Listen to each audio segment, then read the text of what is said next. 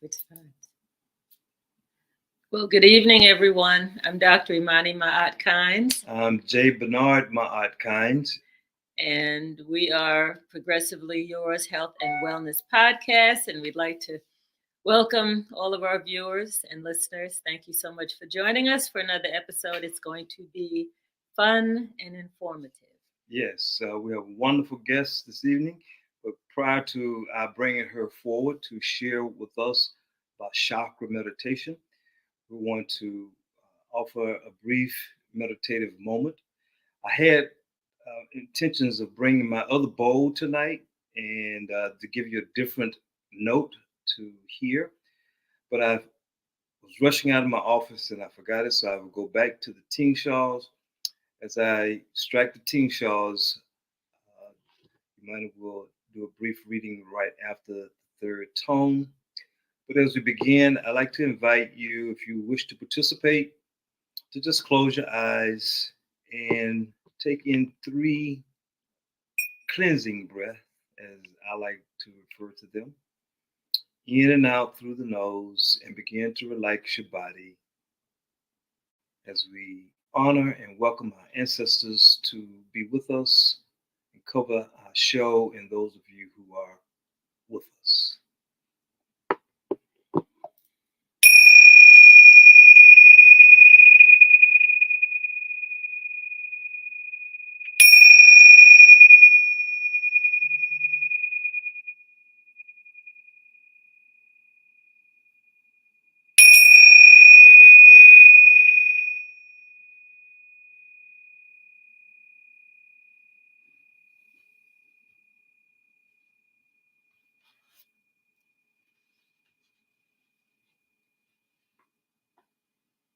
Thank you, Bernard.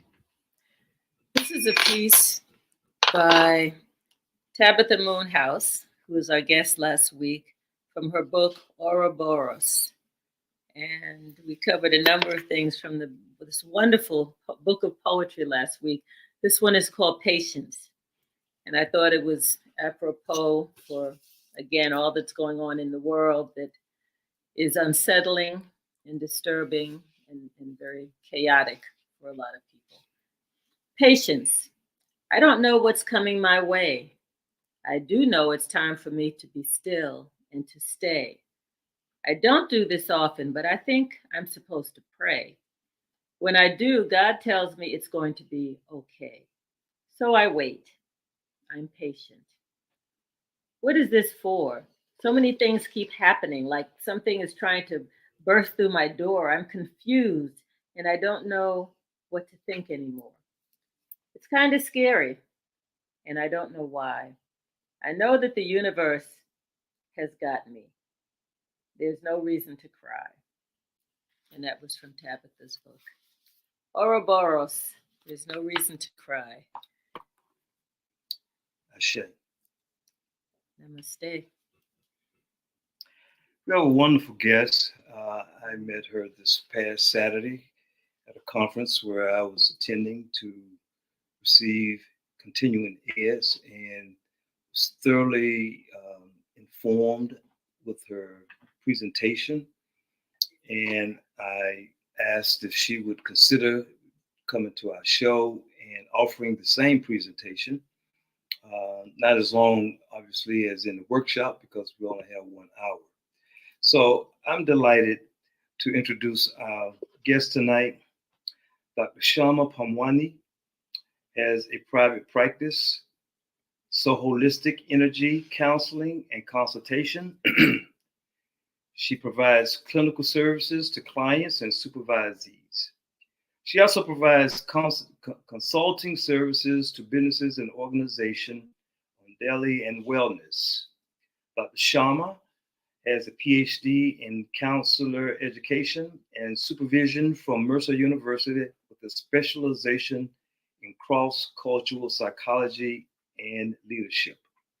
Her research presentations and publication focus on the topics such as reducing mental health stigma, immigration, acculturation, trauma, social justice, and advocacy.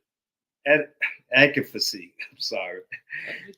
Yeah, multiculturalism and diversity, crisis counseling, as well as approaches used to increase cross-cultural awareness and leadership skills within academia and institutions. She also focuses on mindfulness meditation as well as holistic wellness integration in her work. She has been working in the mental health field for more than 8 years. She is an author and a speaker. She is actively involved in doing workshops and presentations with her religious community to create awareness around mental health related topics. It is our honor and our pleasure and privilege to present to you and introduce and welcome to the show, Dr. Shama. Hey, thank you for having me here. Hey, you're welcome. Thank you for joining and being with us. We are so happy that you were able to be with us on such a quick turnaround. As I indicated on Saturday, we had a wonderful, I had a wonderful experience in your presentation, and thank you for your gracious acceptance of our invitation to join us tonight. So, one of the ways, as I shared with you the run of show, we'll go ahead and get into our time. But before we get into the heart of the matter, tell us a little bit about your early childhood story. And I always go up to age 12.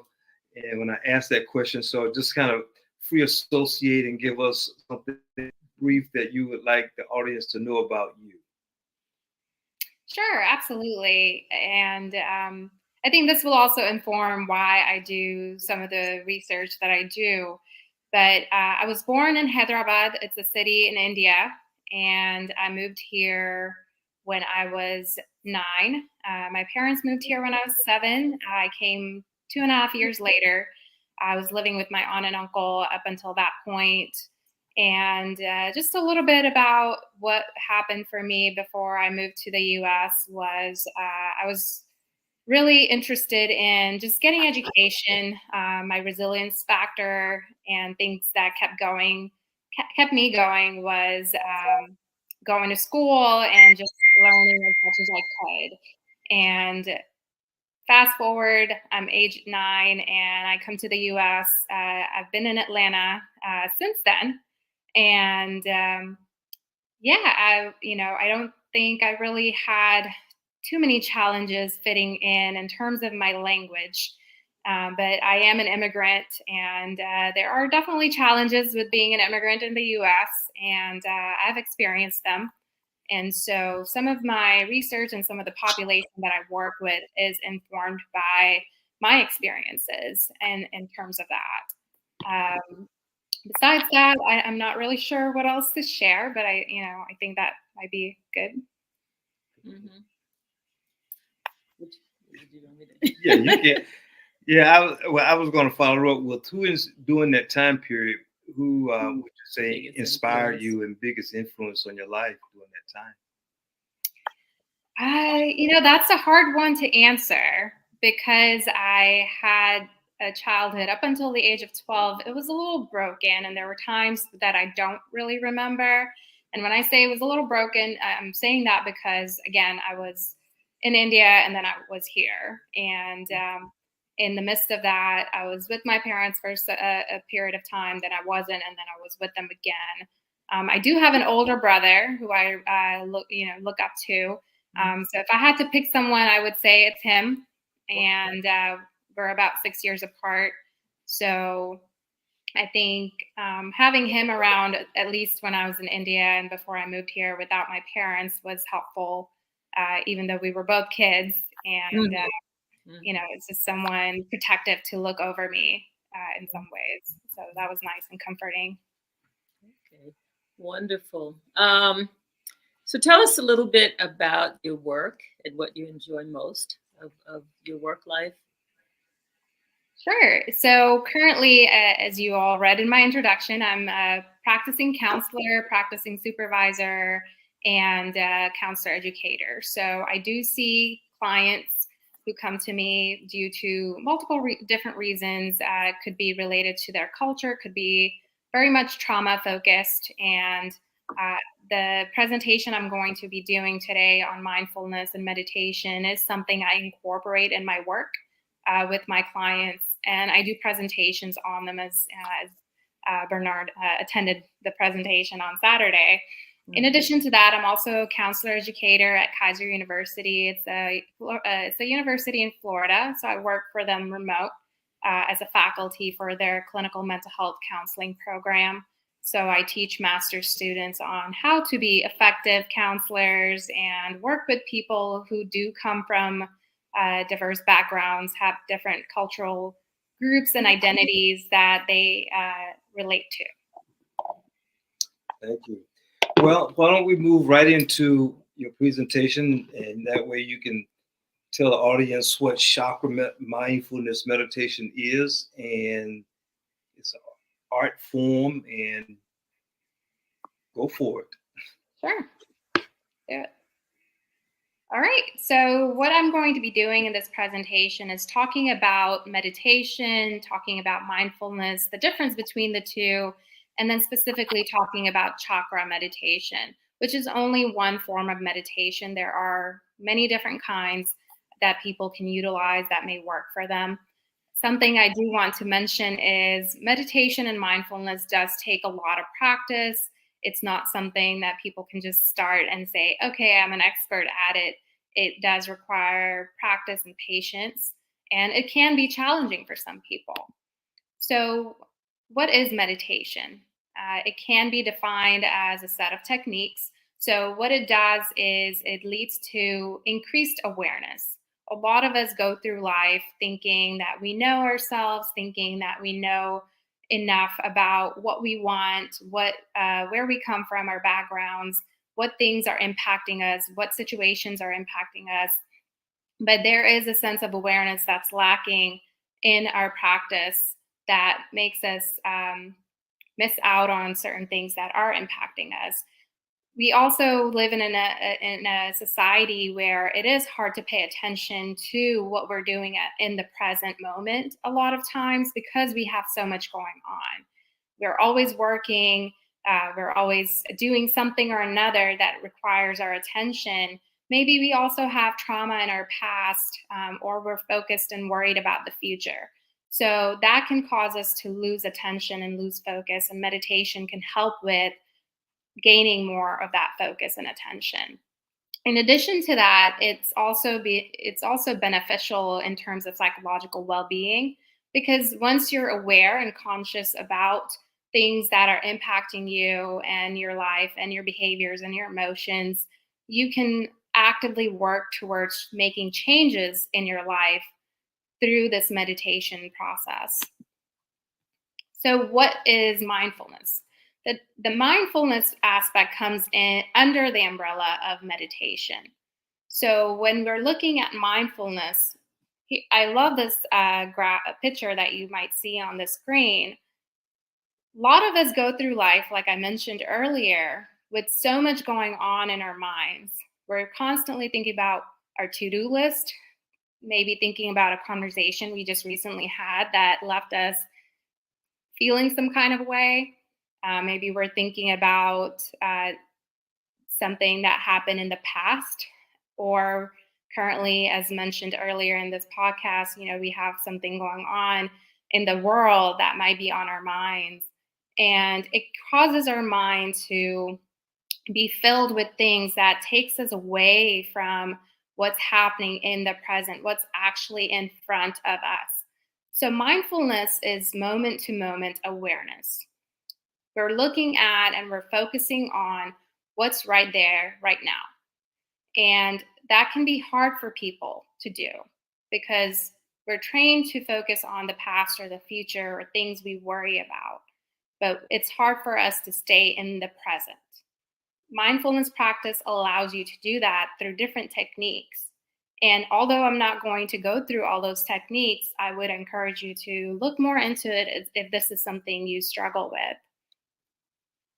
So just a little bit of more on the difference between mindfulness and meditation. As I mentioned, meditation is more of an umbrella. It's a meta-focused process that can include mindfulness and other techniques. It allows the mind to stop rushing. It allows the mind to focus more on the thoughts and obtain mental and psychological well-being while feeling at peace.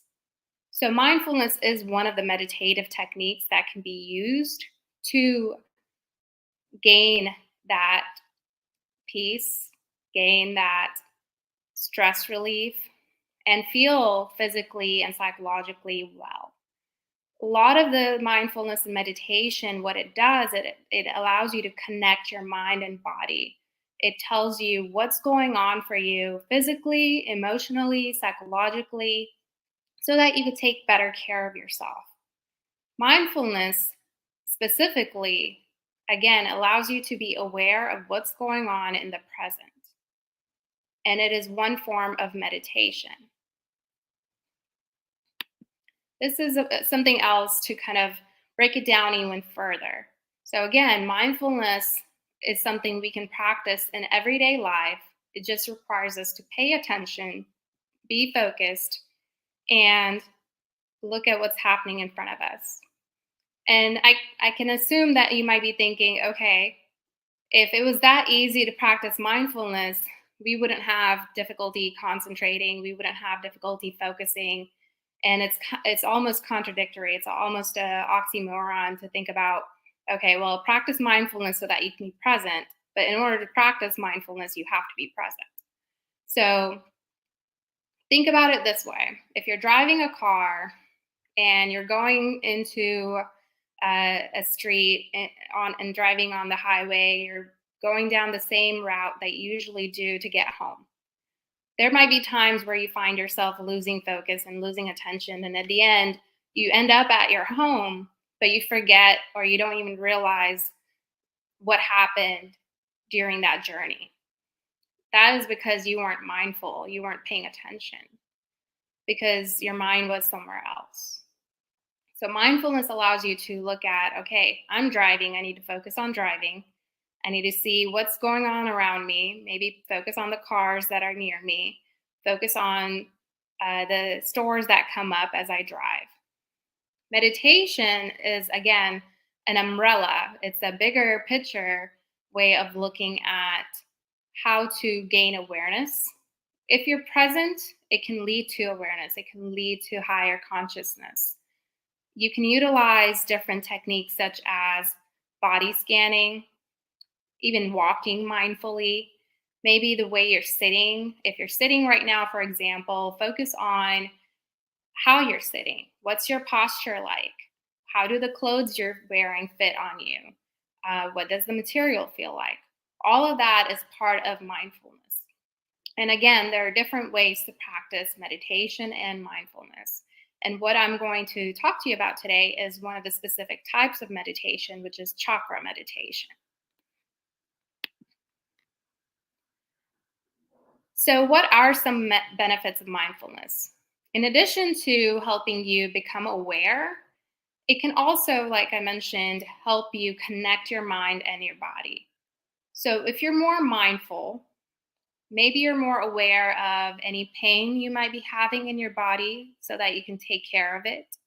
If you have high blood pressure, it can help you be more mindful, be more cognizant of how to bring it down. Are you feeling stressed? If there is stress, or if there are certain food items that you maybe need to avoid that could lead to high blood pressure, how can you mindfully pay attention to that? If you have a headache, for example, being present can allow you to focus on that pain and find some relief on it. It can also allow you to have increased drive for movement. So you might find yourself wanting to mindfully go on a walk and pay attention to how you feel as you walk. Do you feel energized? How's your breathing? Perhaps you already exercise. For some of us, exercise becomes a routine. For others, exercise could be an intentional outlet. When we talk about mindfulness, movement is intentional. You're doing that movement so that you can get the benefit of, okay, how is this serving me? Is this energizing me? How is this helping my body? Then there's also mindfulness as it relates to finances. Maybe you're becoming more aware of how much you're spending so that you can budget better. There's mindful eating. So again, related to your body and how you feel, because nutrition is connected to your mood and your energy. What you put in your body does impact how you feel. So if you're eating healthy and you're being mindful about what you're putting in your body, it's directly impacting your psychological well-being. In addition to that, there's also, of course, increased self-awareness. And what that means is, yes, you may know yourself, but do you fully know yourself? And when I say that, what I mean is there are going to be parts of you where you have blind spots. And being mindful, being aware, being present is going to help you know better about yourself. It also leads to better stress management skills. When you meditate, you're able to sit in silence. You're able to just be present with your breath, or maybe there's a mantra that you use, a phrase or a word that resonates with you. And when you're giving yourself that time, you're giving yourself some me time. You're using that time to say, hey, everything else in the world will be there. All the worries, all the to-do lists, everything that I have to do is going to be there. Taking 5 minutes of my time to focus on me and my breathing and how I feel and tuning in for myself may help me know, okay, what do I need to do? Am I stressed? What's stressing me out? How can I manage this? Am I hungry? Do I need to eat? Is there pain in my body that needs to be addressed? Being mindful also, because you're being present, can allow you to have a better memory. A lot of us could be going through life feeling forgetful. And part of that is because we're not present. When we're present, it allows us to focus. It allows us to pay attention to what people are saying, what things are happening around us, maybe even visually know what's going on, and that stays with us. Meditation also allows us to have kindness and compassion towards others and ourselves. Sometimes we go through life and we have all this negative thinking, we have negative thoughts. We might think that, and I have clients who sometimes think this way, where they think they're not worthy, they don't deserve something, and they're really hard on themselves.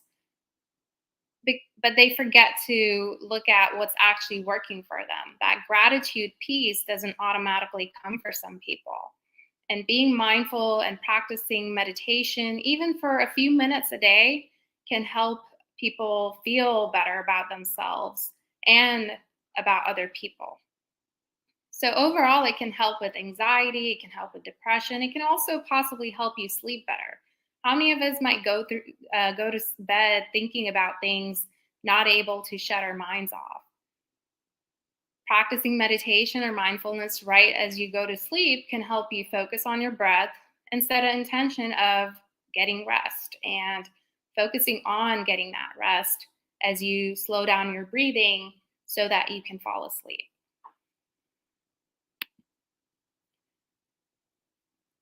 So now I'm going to talk more about chakra meditation. Again, this is one form of meditation, and it focuses on connecting the mind and the body using the energetic fields that surround us.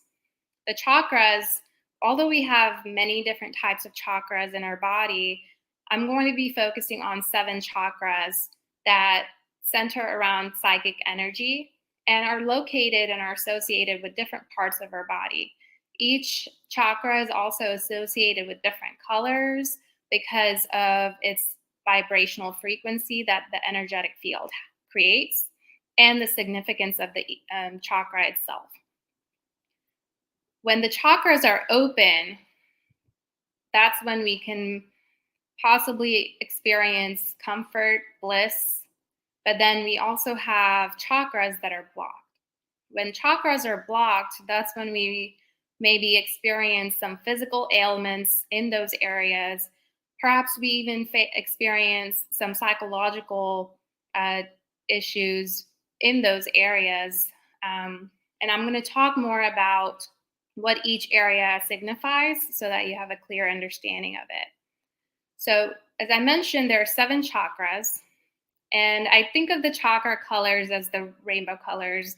When we were younger, we were taught Roy G. Biv as a way to remember rainbow. So, looking at the chakras, we're looking at red, orange, yellow, green, blue, indigo, and violet. The red chakra, which is the root chakra, is the chakra you find at the very bottom. It's by the tailbone and connects downwards to the feet and roots to the ground. The root chakra, which is red, is related to our basic instincts, our safety, our security, how we feel, how we trust others. Are we rooted, as the name sounds? Do we feel safe and secure in the position we're in? Whether that relates to finances, whether that relates to, do we even have a home to go back to? Do we have a roof over our head? So root chakra, which is again red, is found at the tailbone and below and is associated with safety and security. Then you have the orange chakra, which is the sacral chakra. Sacral chakra is found right below your belly button. So it encompasses all the body parts and organs that are found there, which is usually the uterus, the prostate, the sexual organs, and it's associated with creativity, sexuality, our needs related to those areas being met. Are we experiencing health issues there for people? For example, for women who might be experiencing fertility issues or maybe issues related to their menstrual cycles, they can find something being blocked there. Then we have the solar plexus chakra, which is yellow, and it's related to wisdom, power, and emotions. How do we feel? Oftentimes we find ourselves getting jittery or having those butterflies, or we say we have a gut feeling or anxiety, which can also be found in that area. This is the area right below your heart and above your belly button. And this is where you feel your power, your emotions, and can tune into that. And you also want to pay attention to, how does your stomach feel? Are you having any internal issues there in terms of your body? And then the other thing I want to make sure I mention is the energetic field goes all around you. It's not just in the front. So the pain could be also in the back. Then you have the heart chakra, which is green. And just like the name says, it's found near the heart, the chest, and it's associated with love and healing. This could be self-love. It could be love towards others. It could be if you've experienced some sort of heartbreak or trauma that you're healing from, grief that you're healing from. That would be found here. If you have any issues in your heart, that could be associated with trauma if we're talking about psychological well-being. It could be associated with grief. But it could also mean that, hey, maybe there's something going on with my heart that I need to go to a cardiologist for. So again, that mind-body connection could be going on if you think that the chakra that's blocked is the heart chakra. Next, there's the throat chakra, which is blue. It's like the name sounds, it's by your throat, and it's associated with communication. When you feel like you don't have a voice, when you think that you don't have the ability to speak up, perhaps you're scared of speaking up or advocating for yourself, you may find this to be blocked. If there's something holding you back from saying something, or even if you're experiencing medical issues around that area related to your neck or throat, that could mean that your throat chakra is blocked. Next, you have the third eye chakra. So the third eye chakra is found by your forehead, kind of in between your eyebrows, a little bit above it, and it's blue, indigo color. And it just talks about your awareness, your intuition, how much do you trust what you know, and do you know? So when we talk about mindfulness, or when I talked about mindfulness earlier, when you practice mindfulness and being present, it is aiding with opening up your third eye chakra. Lastly, there's the crown chakra.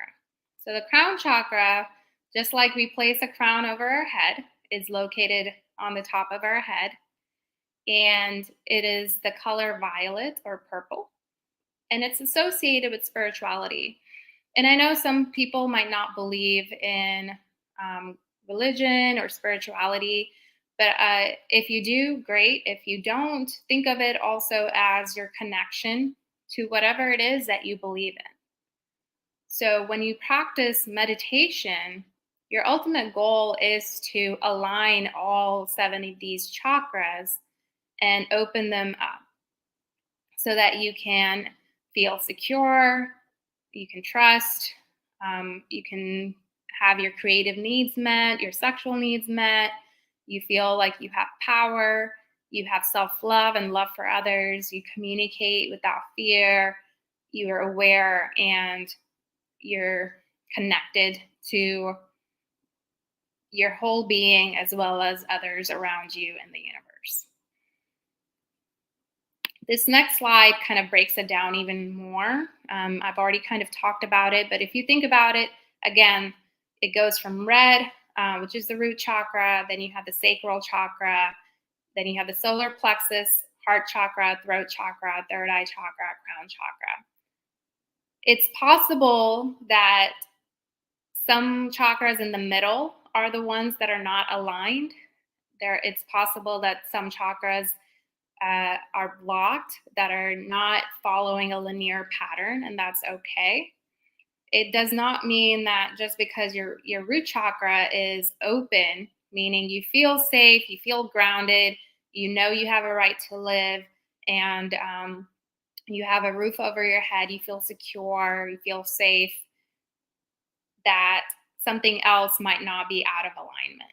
So your goal when you're practicing this meditation is to really tune in with yourself, how you feel physically and how you feel emotionally, to be able to know which chakra might be blocked so that you can take care of it. You can maybe figure out ways to bring it back into alignment and open it up.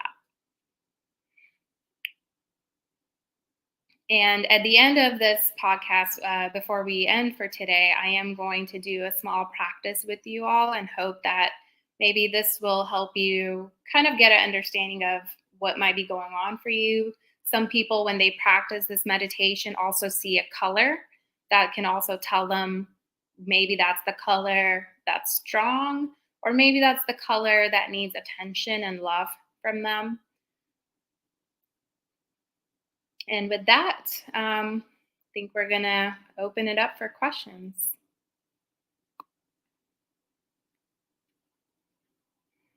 You're muted, Dr. Imani. Sorry about that. Yeah. Just so excited to be able to interact with you. That was powerful. Yeah. You know, we hear about the chakras, we hear about meditation, we hear about mindfulness. One of my favorite quotes is, and I'm sure it was Thich Nhat Hanh, the philosopher, who said, "When walking, walk." when I find myself multitasking and doing 6 things at the same time and boiling water to the point of burning up the pot and, just trying to do everything, I say, when walking, walk, slow down and focus. And so all of that is covered by this, what you've mentioned. And so I was thinking, and I know the answer because I'm kind of putting all the pieces together, but you said to acknowledge and to open our chakras. And that's when you're at your greatest strength and wellness and mindfulness. And so the way that you acknowledge and open them is through the meditation, right? That's one way to get there, to balance all of the chakras, right? Yes. Meditation does help you open it up.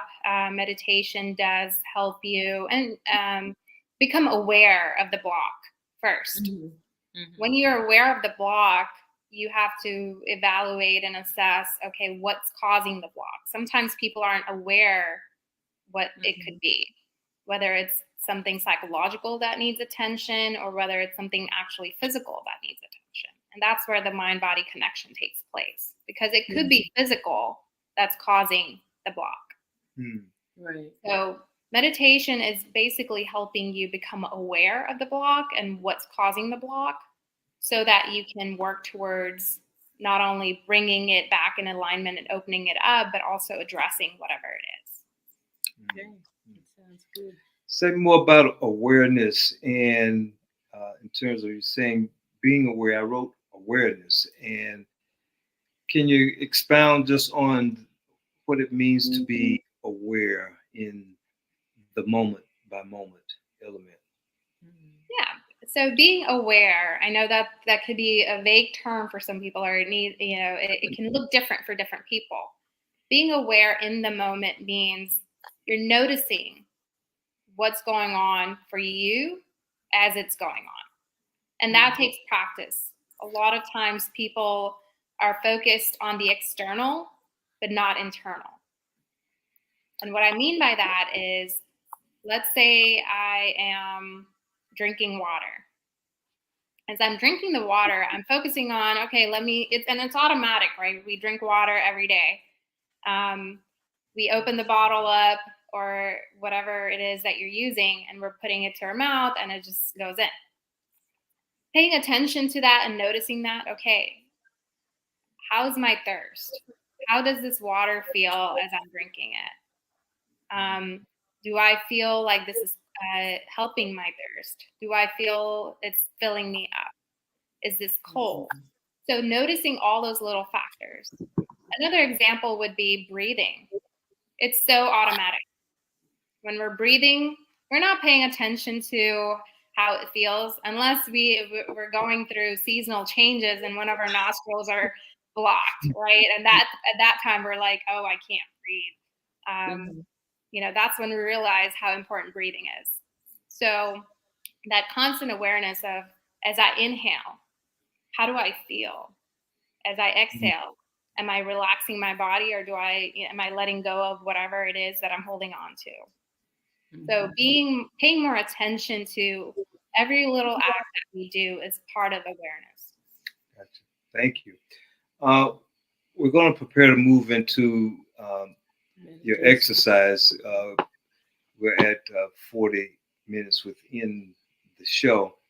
I just want to add, and you can expound on this, that what you're sharing with us takes practice until it turns into a habit. And so as opposed to thinking I have to be disciplined to meditate, it really is just creating a habit that I actively engage in every day.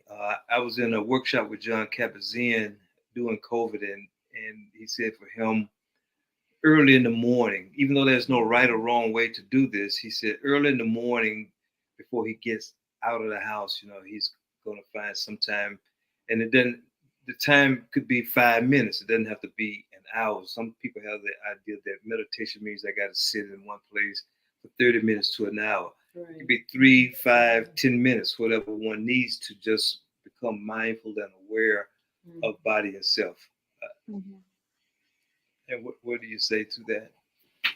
I absolutely agree with that. Meditation and mindfulness, as I mentioned at the beginning, it is challenging for some people, and so they don't want to do it because they don't think it's going to help them, or they feel that it's too hard, or it's hard to find time to do it. But it is something, just like we make it a habit to eat every day, or shower every day, or go to work every day. It's something we feel we have to do. So in my mind, I'm thinking, well, why can't this be something you think you have to do? And in order to do it, you have to start somewhere. And that could be a minute, 2 minutes, 5 minutes. It doesn't have to be more than that to get started. And something that we also do as humans is we judge ourselves and our thoughts that come up while we sit in silence. Right. We're sitting in silence and we're judging ourselves. If a thought pops up in our minds and we're saying, oh no, wait, I need to be doing this. This shouldn't be happening. It's okay that it's happening. Right. Just acknowledge it and say, okay, let me come back to my breath and be present. Yeah. We had Denise Creekmore, one of our friends. She said it's good to journal your results and practices, kind of keeping track of where you are and your reactions and stuff. So I know a lot of people journal for different reasons, but that might be a good use of journaling in terms of getting better at practicing mindfulness and meditation. Absolutely. You want to record what's coming up for you so that you can remember it and you can do what you need to address it, to heal from it. Even as we do the meditation, the guided practice I'm going to do today or tonight, I encourage people who are doing this to journal what comes up for them afterwards. Good. So how much time do you want to take in doing the practice? It may just be 5 minutes, just to be respectful of everyone's time. Okay. Go ahead. So Judy, another good friend, Judy says true about the breathing and the journaling, but she says sometimes when she's meditating, it's the only time her lungs get a healthy dose of oxygen in the morning. She'll stop and meditate. And I also do a breathing class, Art of Living Foundation. I don't know if you're familiar with them, but they have a daily practice where we breathe and meditate. And it's so good. It's such a nice way to start the day. So, Absolutely, it's a great way to begin your morning. Also allows you to set your intentions for the day, the tone for the day. Kind of check in with yourself as well in the morning to see what's going on for you. So true. So why don't we move into it? Take anywhere from 5 to 10 minutes, and Judy says I have 10 minutes, so maybe she wants 10 minutes of good mindfulness meditation. Thanks, Umi. And then we'll have time at the end to come back and have closing questions. And I don't know if we said it before we came on, but when we end the show, we'd like for you to stay after with us for a few moments. Absolutely. Okay. All right. So, mute. Dr. Shama, we're going to mute, and it's on you. Okay. And I'm just going to turn my camera off while I do this. Great. So I want everyone to just make yourselves comfortable. If you're seated, just allow your back to be straight but not stiff. Have your feet flat on the ground. You could also do this practice standing if that's what you prefer. Or if you want to be even more comfortable, you can lie down and have your head supported. Your hands could be resting gently in your lap or at your side. Allow your eyes to close or to remain open with a soft gaze. Do whatever's comfortable for you. And as I take you through this, perhaps pay attention to the different chakras I talked about earlier and notice if any colors come up for you in terms of what you could be feeling or what could be going on for you. Take several long, slow, deep breaths, breathing in fully and exhaling slowly. Breathe in through your nose and out through your mouth. Feel your stomach expand on an inhale and relax and let go as you exhale. Begin to let go of noises around you. Begin to shift your attention from outside to inside yourself. If you're distracted by sounds in the room, simply notice this and bring your focus back to your breathing. Inhale slowly and fully, and exhale through your mouth. Now slowly bring your attention down to your feet. Begin observing sensations in your feet. You might want to wiggle your toes a little, feeling your toes against your socks or shoes or the ground. Just notice without judgment. You might imagine sending your breath down to your feet, as if the breath is traveling through the nose to the lungs and through the abdomen all the way to your feet. And then back up again, out through your lungs and nose. Perhaps you don't feel anything at all, and that's fine too. Just allow yourself to feel the sensation of not feeling anything. When you're ready, allow your feet to dissolve in your mind's eye and move your attention up to your ankles, calves, knees, and thighs. Observe the sensations you're experiencing throughout your legs. Breathe into and breathe out of the legs. If your mind begins to wander during this exercise, gently notice this without judgment and bring your mind back to noticing the sensations in your legs. If you notice any discomfort, pain, or stiffness, don't judge this. Just simply notice it. Observe how all sensations rise and fall, shift and change, moment to moment. Notice how no sensation is permanent. Just observe and allow the sensations to be in the moment, just as they are. Breathe into and out from the legs. Then on the next exhale, allow the legs to dissolve in your mind and move to the sensations in your lower back and pelvis, softening and releasing as you breathe in and out. Slowly move your attention up to your mid-back and upper back. Become curious about the sensations here.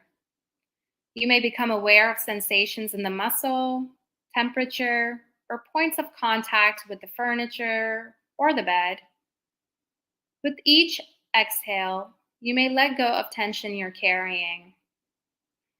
And then very gently shift your focus to your stomach and all the internal organs here. Perhaps you notice the feeling of the clothing, the process of digestion, or the belly rising or falling with each breath. If you notice opinions arising about these areas, gently let these go and return to noticing sensations. As you continue to breathe, bring your awareness to the chest and heart region and just notice your heartbeat. Observe how the chest rises during the inhale and how the chest falls during the exhale. Let go of any judgments that may arise. On the next exhale, shift the focus to your hands and fingertips. See if you can channel your breathing into and out of this area as if you're breathing into and out from your hands. If your mind wanders, gently bring it back to the sensations in your hands. On the next exhale, shift the focus and bring your awareness up into your arms. Observe the sensations or lack of sensations that may be occurring there. You might notice some difference between the left arm and the right arm. No need to judge this. Simply observe. As you exhale, you may experience the arm soften and release tensions. Continue to breathe and shift focus to the neck, shoulder, and throat region. This is an area where we often have tension. Be with the sensations here. It could be tightness, rigidity, or holding. You may notice the shoulders moving along with the breath. Let go of any thoughts or stories you're telling yourself about this area. As you breathe, you may feel tension rolling off your shoulders. On the next exhale, shift your focus and direct your attention to the scalp, head, and face. Observe all the sensations occurring there. Notice the movement of the air as you breathe into or out of the nostrils or mouth. As you exhale, you might notice the softening of any tension you may be holding. And now, let your attention expand out to include the entire body as a whole. Bring into your awareness the top of your head down to the bottom of your toes. Feel the gentle rhythm of the breath as it moves through the body.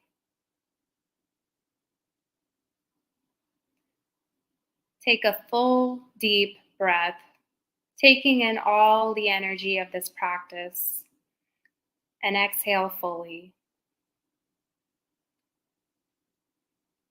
Take another deep breath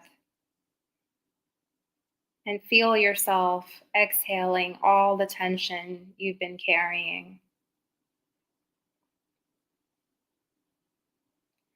As you come to the end of this practice, take a final full deep breath and exhale fully through your mouth. And when you're ready, open your eyes and return your attention to the present moment. As you become fully alert and awake, consider setting the intention that this practice of building awareness will benefit everyone you come in contact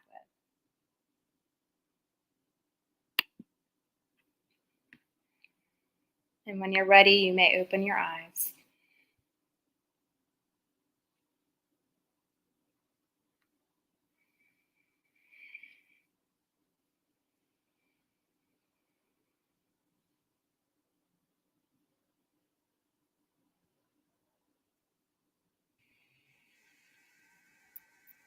Very soothing. Thank you.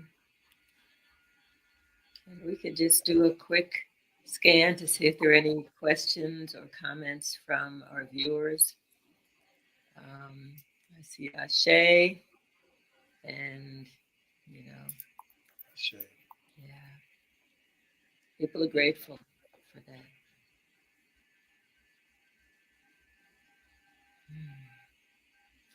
Do you do these meditations on a regular basis? Do you ever lead a group in doing the meditation other than through your practice with your clients?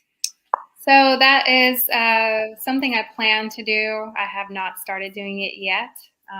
I've done it with my students, but I have not done a formal group just for meditation at this time. Okay. Something to consider. It is so soothing. I'm sure people will get the benefit from that. So is it normal to perspire? Yes, that can happen. It just means that there may have been, and this might be something you might want to check in with yourself about as to what could be going on. It could be your body's way of releasing whatever was going on for you through perspiration. Great. And Umi said she saw purple. Thank you all. And Umi saw purple near the end. Okay, so you felt connected. That's awesome. That's nice. Would you be open to returning to our show sometime in the future and perhaps doing a 15 to 20-minute version of this? Absolutely. Absolutely. I would be honored. Oh, wonderful. Thank you. Thank you so much. And are there any other questions or comments? Yeah, we don't want to do too much talking after that. I know. It's I like know. just beautiful. Mm-hmm. We're grateful for you being here and sharing that with us. Dr. Shama, thank you. Thank you so much. We bow down. So, audience, those who are with us, we're going to end, and we want to thank you. Yes. Absolutely. Thank you, both Dr. Shama and our audience for participating and coming on board. And the nice thing about this is all of the shows are recorded, so people can actually replay that whenever they like on Facebook, LinkedIn, and YouTube channels. So someone said, I saw green and I'm getting ready to undergo heart procedures. Ooh, so it makes sense. Wow. All right. I think that was Denise. Thank you for that. And all the best with your surgery for sure. So with that, we're going to end the show. You're going to do the tingsha and close us out? All right. Thank you all. Dr. Shama, hang around with us for a few moments. Thank you. And we'll see you all next week.